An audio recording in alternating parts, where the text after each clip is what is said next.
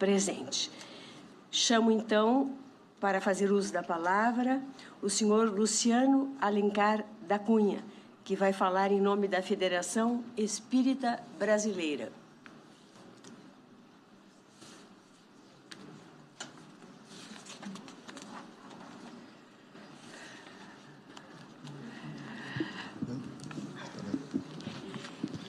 Eu pediria, se possível, que se apresentasse, porque, como não houve encaminhamento do currículo, nós ficamos sem os dados necessários a tanto. Eminente ministra, eu pediria à senhora, com humildade, que me dispensasse da apresentação do currículo e me permitisse já adentrar no tema dessa manhã. Fique à vontade. Muito obrigado, senhora. Gostaria de começar saudando Vossa Excelência, eminente ministra, pela iniciativa da audiência pública, que certamente demonstra o compromisso desse tribunal com o Estado de Direito e com a democracia participativa. Na pessoa de Vossa Excelência, eu saúdo todos os ministros, o representante do Ministério Público Federal, da Advocacia Geral da União, as senhoras e os senhores aqui presentes, aqueles que nos acompanham através dos multimeios, nas diversas dimensões e expressões da vida humana. E eu começo, ministra, após esse agradecimento, dizendo que aqui falo em nome da Federação Espírita Brasileira, presente em nossa sociedade desde 1884, contribuindo para que nós tenhamos, acima de tudo, uma nação pautada na fraternidade. Nós acreditamos que a solução de todos os problemas humanos dependem de dois fatores principais: o amor e a educação. Nós aqui não somos contrários a ninguém. Nós precisamos de conversar para construirmos os consensos possíveis na sociedade democrática, respeitando as diferenças e, acima de tudo, lembrando que é a tolerância o mecanismo que nos aproxima enquanto mentes e enquanto corações. A Federação Espírita Brasileira não vem aqui para polarizar, para criar embates, para mostrar pontos de vistas aparentemente inconciliáveis. Não, ministra, ao contrário. Nós viemos aqui trazer a bandeira da paz, a bandeira da união, da concórdia, do entendimento. E esse entendimento só é possível quando nós fazemos isso que a senhora hoje nos dá a oportunidade, através, então, do diálogo. Nós gostaríamos de lembrar que o preâmbulo da Constituição Federal de 1988, embora não seja considerado essencialmente normativo, ele é principiológico, axiológico, e Deus está lá. Dizem os nossos constituintes de 88 que sob a proteção de Deus, a Constituição estava sendo edificada. Então, ministra, eu evoco aqui a proteção de Deus para todos nós, que nós possamos aqui construir a paz. E a paz do mundo começa em cada um de nós. Eu só vou ter paz se você tiver paz. Nós somos seres interdependentes. A paz social é fruto da paz individual, do consenso, da humanidade, sem polarização. Eu lembro, ministra, aqui um importante, um eminente membro que passou por essa casa, o professor Eros Grau, que nos dá uma lição que eu reputo imorredoura, e peço a ele licença para usar aqui as palavras dele, quando ele nos diz que o papel da magistratura é dizer a jurisprudência, jurisdireito. Prudência é a forma de lidar e interpretar o direito, porque uma decisão dessa Suprema Corte repercute no Brasil inteiro e atinge milhões de pessoas que já existem e milhões de pessoas que estão por existir. Pessoas potenciais. Por isso, eu evoco aqui a jurisprudência que certamente os senhores têm em demasia. Mas lhes digo que a solução legislativa, a interpretação legislativa, já está posta. E posta após a Constituição de 1988, em diversos ordenamentos. Nós sabemos que o direito é um sistema, e nesse sistema ele tem princípios, ele tem valores que criam as normas. E, portanto, nós não podemos interpretar o Código Penal isoladamente, ou o Código Civil isoladamente, as leis infraconstitucionais, mas lá o legislador nos dá a dica da interpretação sistemática. E aí, como já foi lembrado aqui anteriormente, o legislador já apontou o caminho da interpretação. Porque a questão central, ministra, nos parece ser quando começa a proteção jurídica da vida humana. Os expositores que aqui defenderam posições à base da genética, à base da biologia, mostraram a polaridade, a dualidade que existe na interpretação. E aqui, como nós estamos falando de um Estado democrático de direito, embora todas as ciências sejam importantíssimas para nos ajudar a compreender a matéria, a solução será jurídica, será conforme o direito. E então, o direito tem que nos dizer quando é que começa a proteção jurídica da vida humana. A referência que nós podemos citar constitucional está lá no artigo 5º, que já foi aqui até lido, acerca da inviolabilidade do direito da vida. E nós temos lá também um outro artigo, também já lido por um dos nossos antecessores, onde diz que no Código Civil, no artigo 2º, nós temos a personalidade civil começando a partir da vida, mas nós temos a salvo, desde a concepção, os direitos do nascituro. Então, nascituro precisa de ser um conceito entendido, trabalhado, e eu ainda não vi aqui um aprofundamento na análise desse termo jurídico chamado nascituro. E eu gostaria de evocar aqui a lição de um dos maiores juristas brasileiros, Teixeira de Freitas, que nos diz que o nascituro é um ente capaz de ter e de exercer direitos através dos seus representantes. Em outras palavras, nós estamos falando aqui, na dicção de Teixeira de Freitas, no direito a nascer, no direito a viver. A Constituição Federal, no seu artigo 227, diz que é dever da família, da sociedade e do Estado assegurar à criança o direito à vida. E, portanto, então, o texto vai se repetindo. Lá no artigo 226, parágrafo 7º da mesma Constituição, diz que compete ao Estado promover, propiciar recursos educacionais e científicos para o exercício desses direitos relacionados à vida. E ainda o parágrafo 8º nos diz que cabe ao Estado coibir a violência no âmbito das relações familiares e todo tipo de violência. Ainda mais, Excelência, no artigo 227 da mesma Constituição, a Constituição nos diz que é dever a proteção dos processos ecológicos essenciais, incluindo a fauna e a flora. É por demais conhecido que na legislação do direito ambiental se protegem os ovos das tartarugas marinhas, os ovos das ararinhas azuis, os ovos dos peixes na época da piracema. E se a fauna é protegida, eu lhes pergunto, por que a vida humana, o zigoto, não será? E aqui eu evoco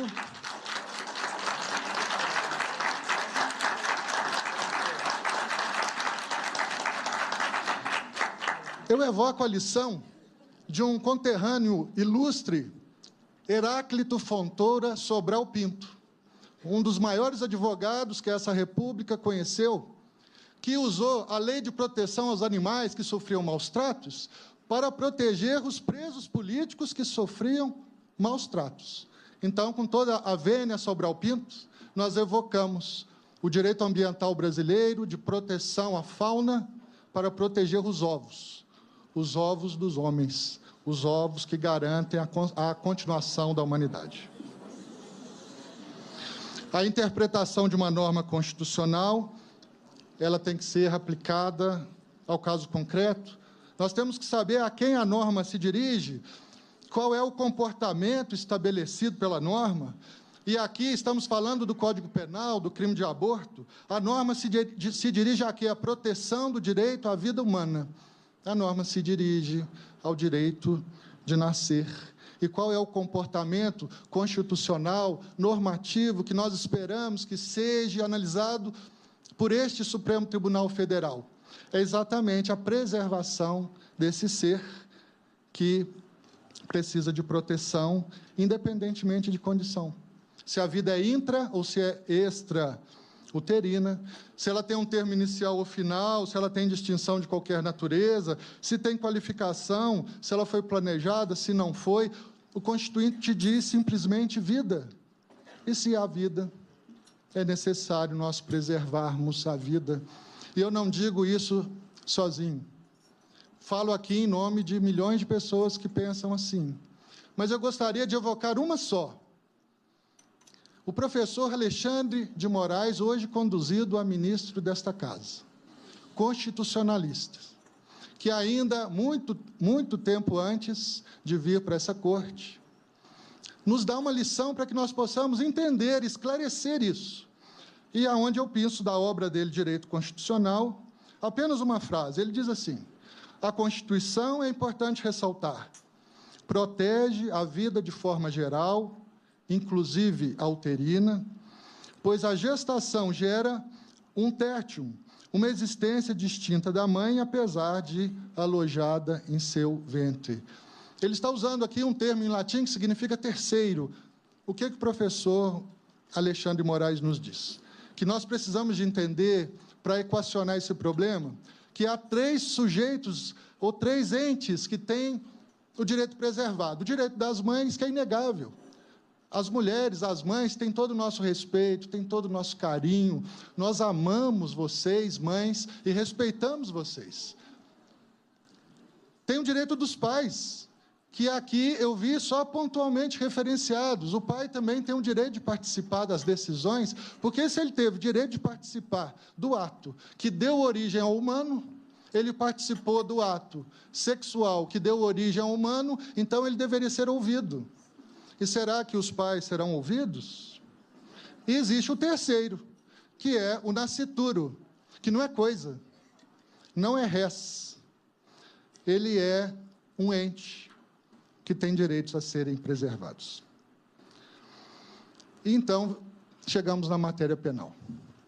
Muito tem se discutido, obviamente, por ser o objeto central dessa controvérsia, como lidar com essa situação do ponto de vista criminal, e não nos cabe aqui entrar nos detalhes de direito criminal, de direito penitenciário, devido à exiguidade do nosso tempo. Mas eu gostaria de evocar aqui uma lição dada por Chico Xavier, aonde ele escreve uma frase ditada por Emmanuel, onde ele diz que criminosos somos todos nós que ainda não fomos descobertos. Quem de nós nunca cometeu algum crime, algum delito? Criminosos somos todos nós que ainda não fomos descobertos, e por isso, ministra, nós precisamos de indulgência, nós precisamos de amor, de empatia, nós temos que nos colocar na pessoa que está sendo o objeto da nossa análise, ou o sujeito da nossa análise, e tratar essa pessoa com respeito.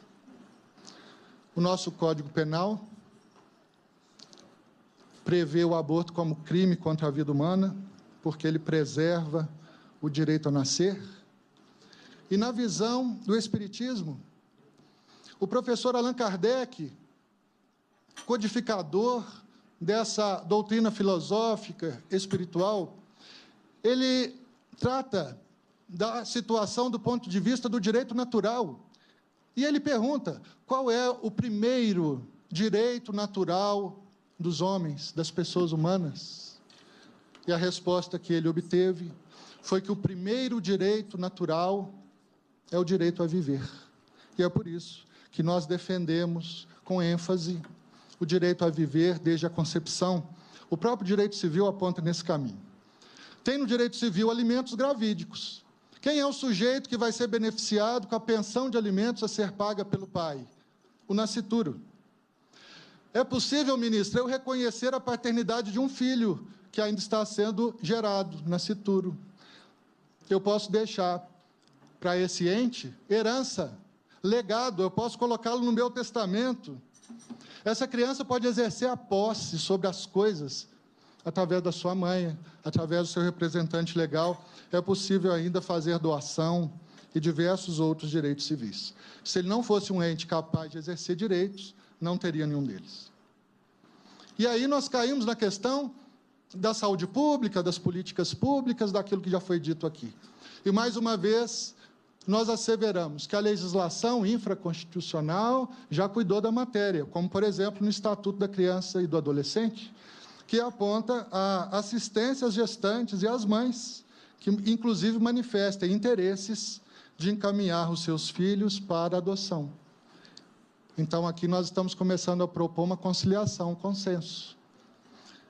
Se a mãe ou se os processos, se as políticas públicas falharam no planejamento familiar, será que é possível encaminhar esses filhos para adoção? Diz a lei que sim.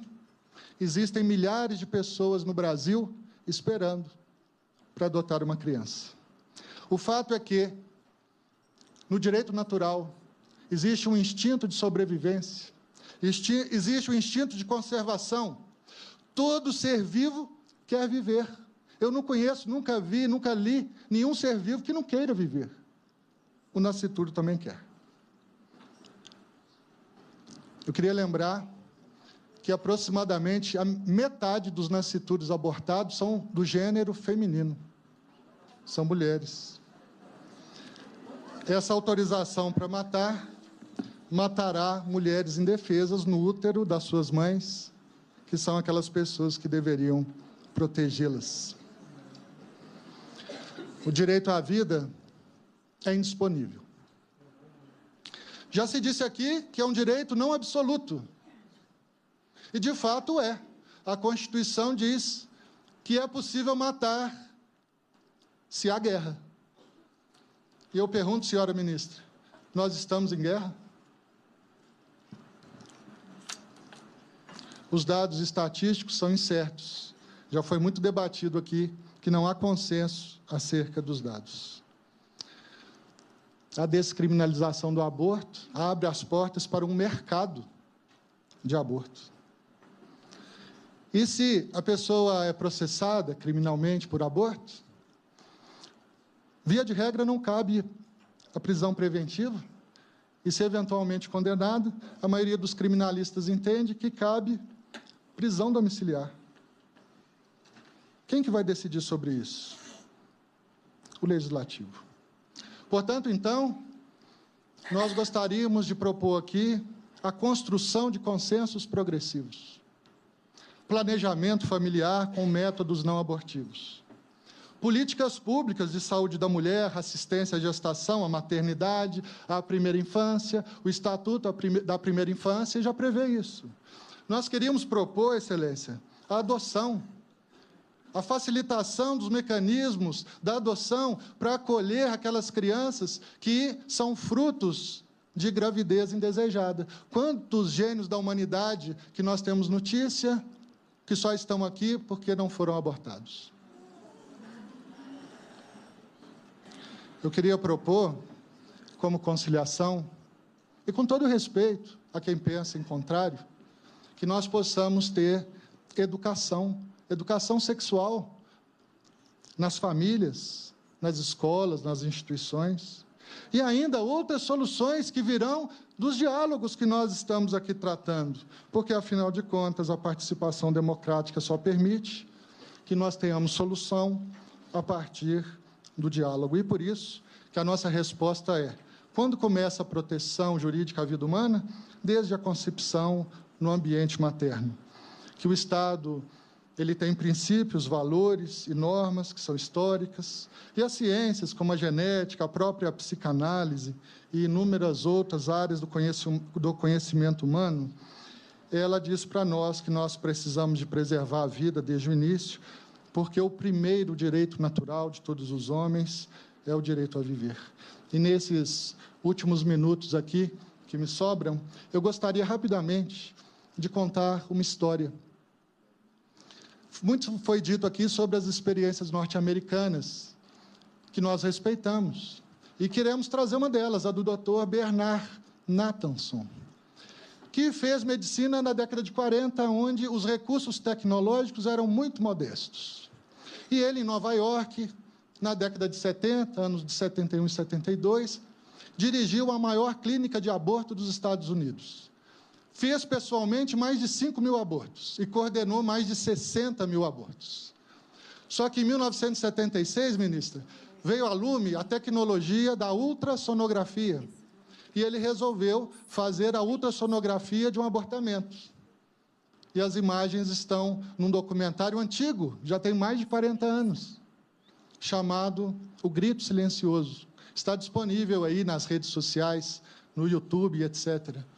E lá o doutor Bernard, ele mostra como que era um processo de abortamento da época, então por aspiração, mecânico. Então o ultrassom mostra a figura de um ser humano, um nascituro, o anjo da guarda. Posso terminar, excelência? Sem dúvida. Dr. Bernard, então, mostra ali a imagem de um nascituro com 12 semanas de gestação. E ele estava tranquilo no ventre materno, com o dedinho na boca, quando ele percebe a presença da sonda. A sonda perfura o ambiente uterino e começa a sugar o líquido amniótico. Ele, então, como que desesperado, começa a nadar, começa a fugir, mas a sonda lhe atinge as pernas, os pés, e começa a sugar as pernas e os pés. E ele abre a boca como quem grita, mas ninguém ouviu o grito dele. Apenas o doutor Bernard, que ouviu esse grito. A sonda continuou sugando aquele corpinho, mãos, braços, tórax. E na hora de sugar a cabeça, ministra, a cabeça não passava na sonda. Então veio uma pinça, introduzida no útero materno, e massacrou a cabeça daquele ser humano. E a sonda sugou o restante de vida que ali estava. Depois disso, o doutor Bernard se tornou, cientificamente, com base numa experiência de 65.000 abortos, o maior defensor do nascituro na América do Norte. E é por essas razões